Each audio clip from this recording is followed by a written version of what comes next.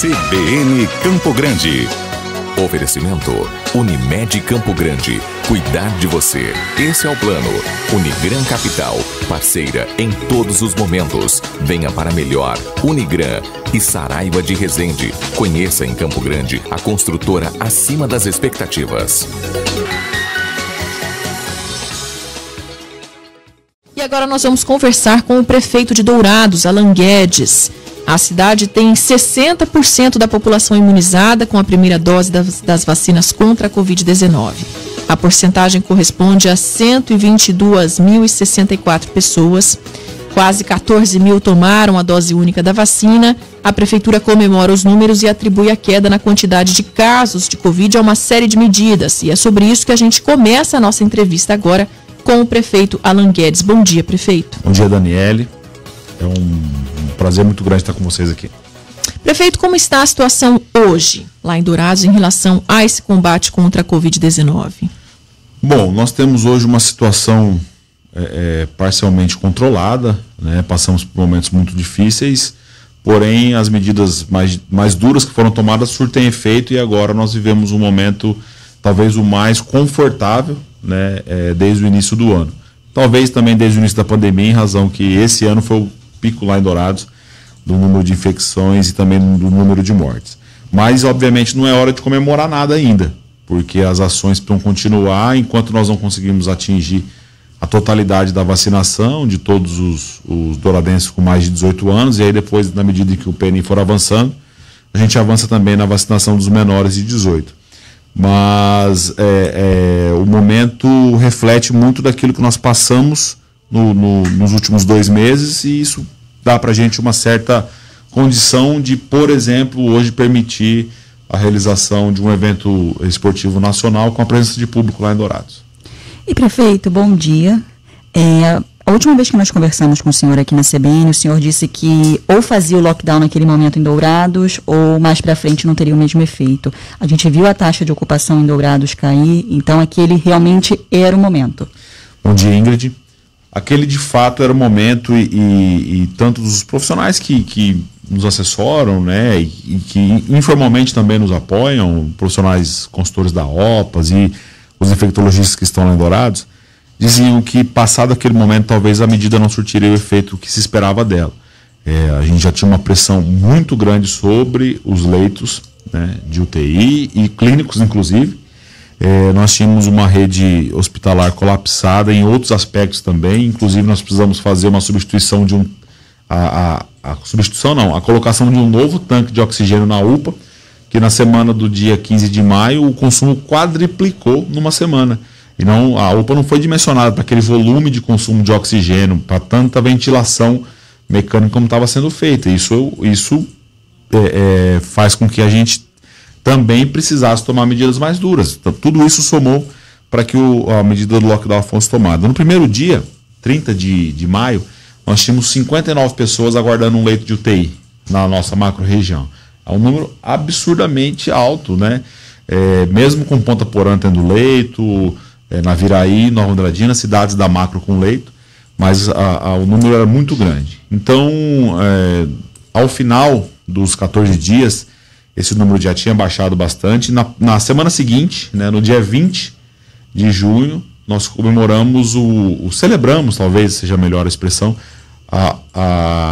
zeramos a fila. Nós celebramos, então, a diminuição total da fila de espera. Nesse período, nós mandamos pacientes para São Bernardo, para Porto Velho.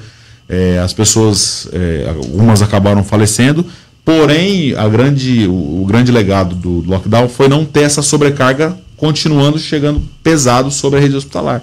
Então nós conseguimos monitorar isso de maneira mais efetiva, e a média móvel de casos positivos, a média móvel de casos graves, a média móvel de mortes caiu drasticamente nesse período, mais de 60% cada uma delas. Então mostra a efetividade da medida, que foi dura, né? Eu entendo que o lockdown em Dourados talvez tenha sido o mais duro do estado em todo momento, porque nós fechamos mesmo aquilo que dava para fechar. Mas tivemos aberto só o mínimo necessário, mercado, farmácia, e fora disso nós criamos um comitê que analisava alguns pedidos específicos com cargas perecíveis, coisas que estavam aí já acontecendo, que nós fomos limitando de maneira muito, muito pontual. Mas nós fechamos grandes lojas de departamento que só porque não tem alvará de mercado querer funcionar, e não é. Então nós tivemos ações de conglomerados nacionais, de grupos multinacionais, buscando derrubar a nossa decisão, e o judiciário entendeu como legal a medida, e nós concluímos o período de 14 dias sem nenhuma baixa do ponto de vista também legal. Agora, prefeito, na sua primeira resposta, o senhor destacou então que é um momento ainda de muita cautela, mas também destacou aí a realização de um evento com o público, o início, o primeiro passo. A gente tem ouvido em alguns momentos prefeitos falarem em uma possível flexibilização, pelo menos iniciar um planejamento para isso. O senhor também já pensa nisso? Sim, nós temos um comitê consultivo lá que está em permanente discussão, e nós já pensamos uma flexibilização maior. Hoje, nós já permitimos em Dourados eventos com até 100 pessoas, de acordo com os protocolos de cada local, né, de recebimento desses eventos. Nós já permitimos esse evento com público, né, num ginásio de esportes, ele é bem arejado, então com metade da capacidade, menos da metade da capacidade instalada. Nós já permitimos o comércio e os restaurantes, de maneira geral, funcionarem até as 23 horas. Então nós estamos talvez no momento também mais permissivo dos decretos desde que eu virei prefeito em janeiro. Esse é o momento mais tranquilo também em relação a isso. Essa semana nós temos um novo decreto na quinta-feira, podemos adotar algumas outras medidas, né? Como, por exemplo, ampliar um pouquinho o horário do delivery, que é um pleito dos empresários para estendê-lo até a 0 hora, mas no período do lockdown nós restringimos inclusive escolas, igrejas, enfim. Hoje isso já está voltando, as igrejas com 30% da capacidade, as escolas com aquele procedimento de 1,5 m de diâmetro por criança dentro da capacidade de cada sala de aula. Então a tendência é ir flexibilizando na possibilidade da realização desse tipo de evento, mas principalmente mantendo muito todas as questões ligadas aos protocolos de biossegurança, que isso vai perdurar até o último dia da decretação de emergência em saúde pela pandemia. Agora, prefeito, falando um pouco de gestão pública, recentemente vocês conseguiram zerar pendências em um cadastro que facilita o acesso a verbas federais. Vocês já conseguiram alguma verba atribuída a essa nova situação do nome limpo, né? Já tem resultados com isso? Já temos resultados. Isso permitiu com que nós celebrássemos aí, formalizássemos, melhor dizendo, uma carta consulta ao Fomplata, o Banco de Desenvolvimento da Bacia do Prata. Nós também consideramos buscar propostas em outros agentes financeiros, principalmente o Banco do Brasil e a Caixa, mas o fato de sairmos dessas restrições municipais e ampliarmos a nossa capacidade de pagamento, que é como se fosse um score bancário dos entes públicos.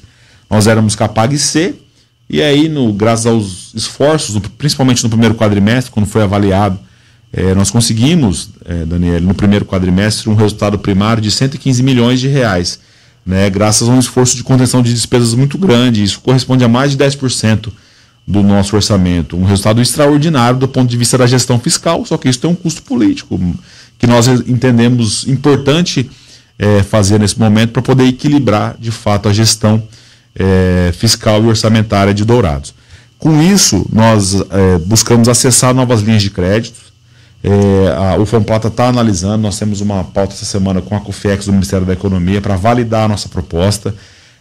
Outros agentes financeiros, como a Caixa, já manifestaram interesse em viabilizar esse recurso também, caso nós não consigamos com o Fomplata, que é a grande diferença do Fomplata para o Banco do Brasil e para a Caixa é o prazo de carência. O Fomplata oferece até 4 anos de carência na busca por investimentos, e os agentes financeiros nacionais eles não têm essa margem de carência. Nós precisamos iniciar o pagamento do principal antes do que nesse banco de fomento, até porque ele é um banco de fomento mesmo para desenvolvimento. Se conseguirmos aprovar a totalidade da nossa carta, nós vamos ser o segundo maior programa em andamento no Brasil do Fomplata, só atrás de Itajaí, Santa Catarina, que tem financiamento na ordem de 65 milhões de dólares. E a nossa carta consulta está em torno de 49 milhões de dólares. São 40 de financiamento e 9 de recursos próprios para contrapartida. Então isso só é possível, inclusive, acessar a consulta, porque senão nem a consulta seria aberta, graças a esse